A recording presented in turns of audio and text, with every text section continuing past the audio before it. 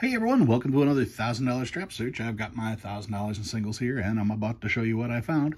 But before I do, let's talk about this week's tip. Now you guys see me go through a lot of singles. 1,000 a week, that adds up quick. But how do I keep track? Well, one of the things that I do is I take one strap of singles and I set them aside. Okay, I've gone through the strap, but I'll set that aside.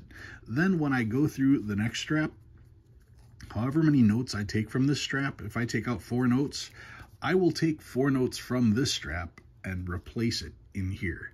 That way there's still 100 singles in this. So then I can set that one aside, grab the next strap. However many I take from here, if I take 3 out of here, I'll take 3 bills from this strap and replace those 3. Once again, keeping that with 100 in the strap. I do that because that way I don't have to count 100 singles. Counting 100 singles isn't that big of a deal, unless you have to count this 100, and this 100, and this 100, and this 100, and this 100. Then it gets old. So what I do, like I said, is I will take one strap, I will set it aside, and I will use those as my own personal replacement notes for my straps. It saves me so much time as far as counting goes. It just makes life easier. By doing it this way, I have gone through, what is it, 190,000 singles or somewhere around there, 180,000. I'll have to double check the number. But that is almost 1,900 straps. And of all of those straps, I think I've been off 5 times. 5 times I had a strap that had 99 singles in it instead of 100. And odds are those are either 2 notes that stuck together when I pulled them, or that's how I got them to begin with. So yeah, it's a very efficient way to keep track of singles. A very efficient way to not have to spend so much time counting singles and restrapping them when you decide to return them. All right, let's get this out of the way. Take a look at what I found this week. Starting off with some trinaries. Zeros. Oh, this is not a trinary. What do we got here? This one fooled me. I was going to say it's a trinary, but it's not. It's a 6. What this one is a rotator. That's what this is. 060999908. Some people count the 8, some people don't count the 8. I don't find these very often. Why is it called a rotator? Because let's rotate it. Now it's still an 8, still a 0, still a 9, 666, 090. So all the numbers are readable both ways. That's why it's a rotator. Like I said, some people don't like to count the 8 because the top portion of the 8 is actually smaller than the bottom portion. So some people only count 0s, 6s, and 9s.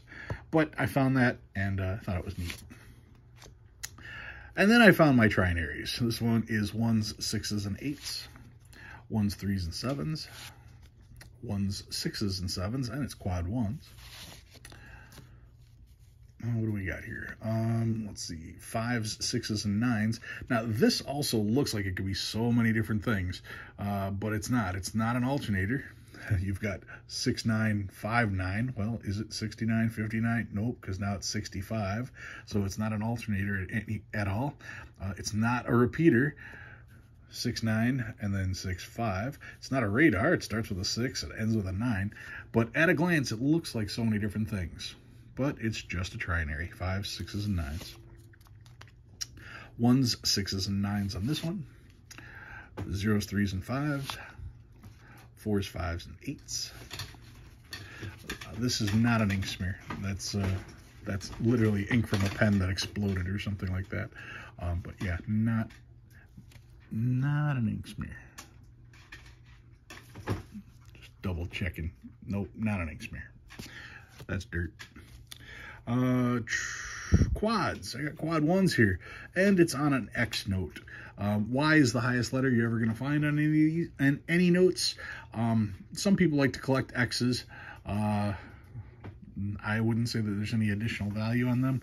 Y notes are rare. They only did it once or twice. So you don't see Y for a number or for a letter at the end very often at all.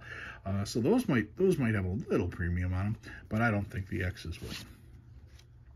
Quad 2s, another quad 2s. Another quad too, really good shape. And some stars, 2013 star here, 2013 star here with quads to start with. That's kind of cool. Another 2013. This one's got much brighter paper. That one's pretty good. 2013B, we know what to do with those. Check that against the list, see if it qualifies as one of the double printed notes. Another 2013, another one. Lots of 2013s this time. This one's pretty well creased, probably going back in circulation. Hope it's not a rare. That one's also pretty rough. 2009 star note, starting with a couple zeros.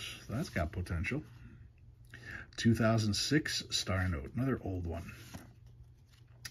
Then we get to the older notes themselves, 2003A. Now this one had bright printing, the paper's pretty good, so I wanted to pull this and just double check it to see if it upgrades my book. 2003, once again, dark print, and I wanted to see if it was an upgrader. Then we got the stuff that I actually hold on to, the 2001s. Got a couple of those. Another one there. Pretty rough shape. 1999. Another 99. Another 99. And a 99. We get to the 95s. Not in the greatest of shape on this one. 1995. Now, don't forget, on the 95s, you're always checking the back.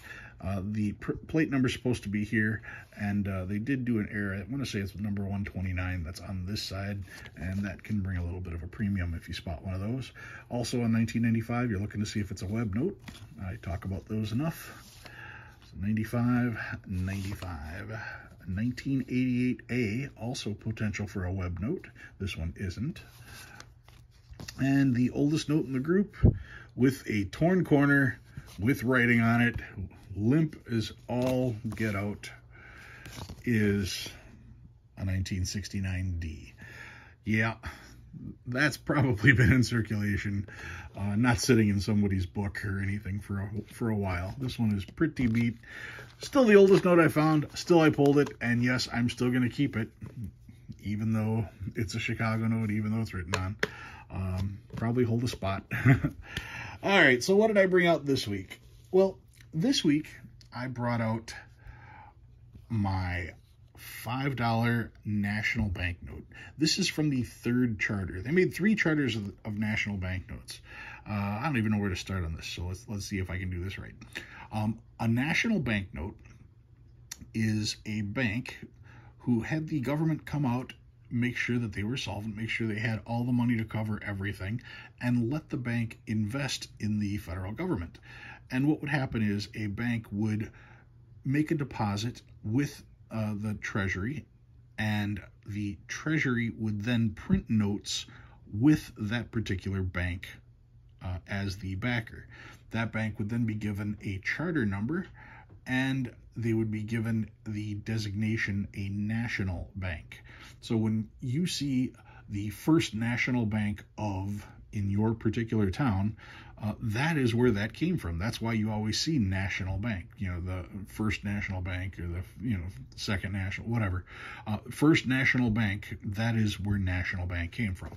Now, the charter that they were given, the first charter came out in 1862, and that was good for 20 years. So you're talking 1862 to 1882, right? Wrong. The first charter was 1862 to 1882, but if you were issued your charter in 1880, the charter was still good for 20 years, which means your notes were good from 1880 to 1900 as the first charter. The second charter started in 1882 and went to 1902. Once again, if you got your charter in 1900, it would go until 1920. This is from the third charter, and you can see here, this one is the Eau Claire National Bank from Wisconsin. The third charter starts July 18th, 1902, and that would go to from 1902 all the way to 1922. Well, like I said, if it was issued in 1920, it was still supposed to be good for 20 years. So this should have gone from If you got it in 1922, it should have been good till 1942. However, they did take all these out of circulation as of 1935. So I know that was a lot of numbers, but I wanted to just explain how the charters worked. Now, this particular charter number, this is the charter number for this bank, 2759. They've got it 2759 here, here, and they don't have it on the back, but they do have it in the bill itself, 2759, 2759 on the bottom as well, on the sides. So there's no doubting the charter for this particular bank. Now, there are a bunch of other numbers on here, and what do they mean? Well, this is the serial number from the United States, okay? That's the actual number of the particular bill as it was printed. This is the number of the bill from this bank. So there's at least 15,913 of these in circulation. That is what that number. Now, another thing is this also represents the page number or the sheet number of the particular bill, which is also really interesting when you think about it. Let me break out the big book and show you a little bit of value on these. And one other thing I want to talk about is there were 3 different types of the third charter period. You can see third charter period up here. The first issue had a red seal, so that's how you know the first issue. The second issue, instead of having a red seal, they went to a blue seal, and what they did is they put the dates on the back, 1902 through 1908. That's when this particular grouping was available to be printed. And then they did a third issue, which does not have the date on the back. Everything else looks the same. Now, the third issue of these are the ones that are most, I don't want to say they're the most popular, but they're the ones that you're most likely to see. They've printed more of these than any of the others. So these are the most common. As far as prices, you can see they start off at 125 and go up from there, but that is just the general view of the notes. You actually have I don't want to call it a multiplier, but depending on the state and depending on the particular bank, they could be worth a lot more. The way you think about it is the further west and the smaller the town, the more the value. For instance, this particular guide shows what the price would be in fine. Now you can see the price here in fine is 150. So any state that's got 150 here, there's no real modifier. But you start going west, like Hawaii, you can't really go too much further west, and that same $150 note is worth about $1,000 in the same condition if it's from Hawaii. That's the extreme example. Here's another extreme one. Alaska, $25,000 for one in fine. But you can see there's so many others that the fine price is $150. Mine is Wisconsin. You can see Wisconsin says 150, so I can pretty much look at this chart. So those are the prices there. And that's a pretty good showing of the different types of backs. Now, like I said, on this one, it does not have the date on the back, so this is the third issue of these particular notes. So when you're collecting nationals, like the 15,000 different charter numbers weren't enough. Each charter series has little tweaks like that. And I'm going to go back to the second charter series in a future video and show you all the different ones there. So yeah, you've got the red seal, which are the first. You've got the date backs, which are the second. And then you've got the blank. That is the third for the third charter. All right, I hope I explained all that pretty good for you guys. If you learned anything new this week, go and hit that like button. If you like what you see and you want to see more, please subscribe. I love reading all your comments. I'll see you again next week.